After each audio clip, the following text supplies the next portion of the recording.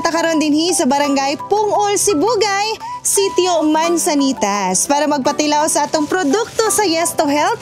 Natay gidala karon nga Santon Gold Coffee Mix ug Santon Plus Coffee Mix Plus.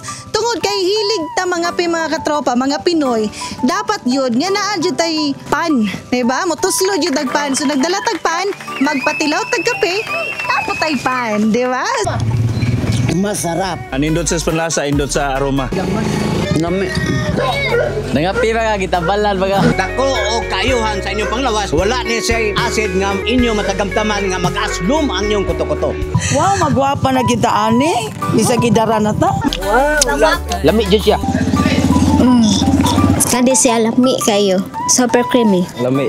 Nagpa-free taste man tag kape, naputay libre nga pan. Wow, nagatilaw na gyud sila sa atong produkto sa Yes to Health, ang atong Santon Gold Coffee Mix o Santon Plus Coffee Mix. Gilamian jud sila mga katropa labaw pa nga naa sila'y pan nga nakaon. So atangin na po ninyo mga katropa sa inyong barangay dinha.